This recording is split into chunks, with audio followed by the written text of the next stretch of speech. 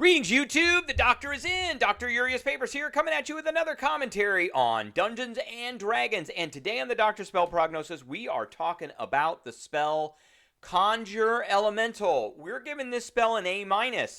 Before some new books had come out, I probably would have given this spell a B-, or maybe even a B, but it got bumped up because of some new books coming out and expansion of the elementals.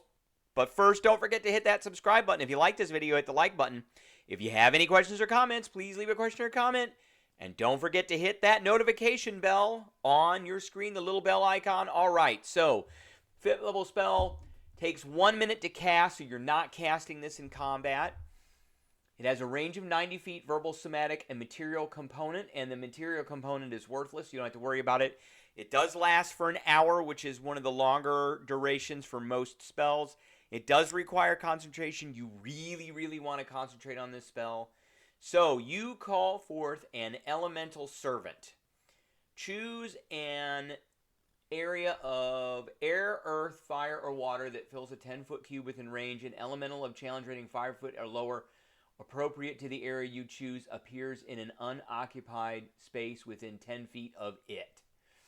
For example, a fire elemental emerges from a bonfire. You can cast the spell Bonfire. Yeah, big deal. Earth elemental rises up from the ground.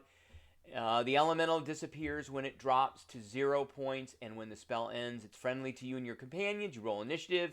It has its own turns. You tell it what to do with no action required by you.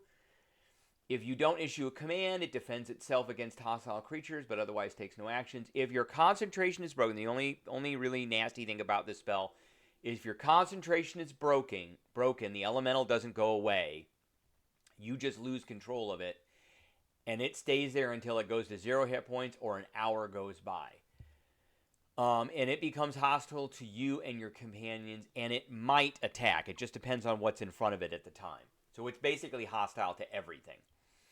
You can upcast this spell. It also says the GM has the elemental statistics. It doesn't mean that your GM is the one that is going to tell you what elemental you bring forward. That is a complete misinterpretation of that sentence. The GM is going to hand you a piece of paper with all the statistics of the elemental that you bring forward. You call forth an elemental servant, not the GM.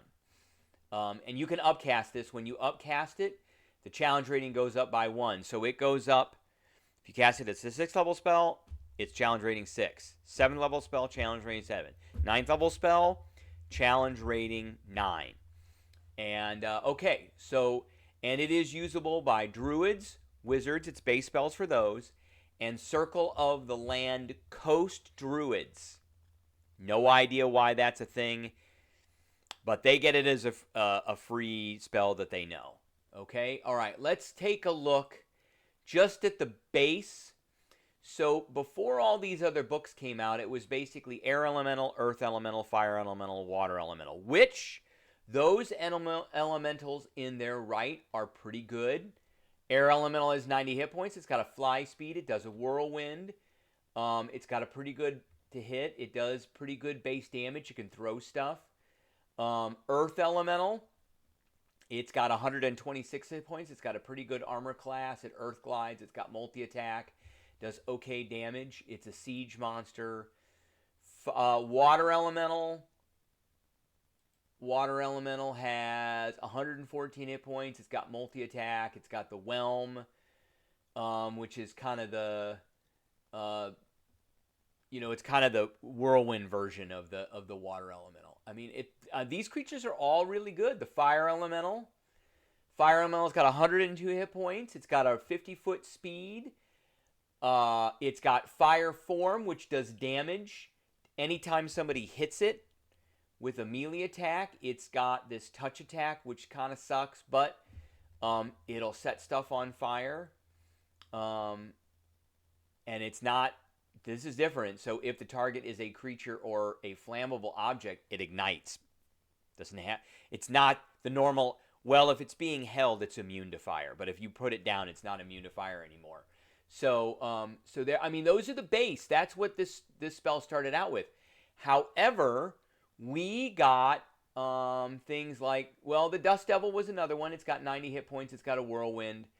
It's basically an air elemental. But now we got things that came out of Big B Presents, Glory of the Giants, and a few other things like the Dusk Hulk. So this thing's got Stinging Dust. It could cause something to be blinded for a turn. So it's got 3 slam attacks, and one of these can be replaced with Stinging Dust, which can do some damage and blind. It's got a Death Burst. It's an elemental. We've got things like the Rime Hulk.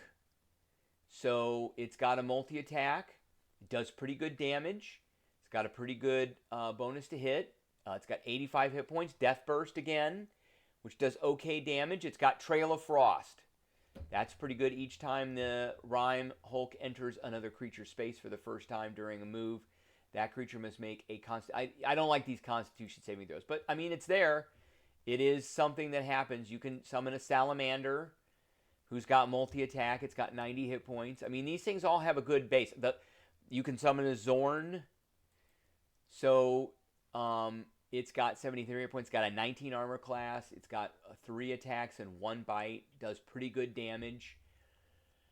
Earth Glide. So all of these challenge rating 5 creatures are actually pretty good for this spell. And I would probably, if it was just that, give it, but because it's expanded, we've got all these other things.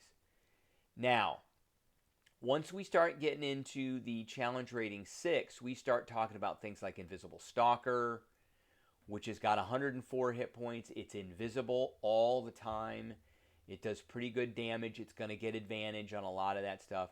The Mist Hulk, it's got this Hideous Wailing, which is a wisdom saving throw. So that's pretty bad. Even though it's a DC 14, a creature in the Mist Hulk space has disadvantage on saving throws. On a failed save, the creature takes 4d6 psychic damage and has the incapacitated condition for 1 minute. What?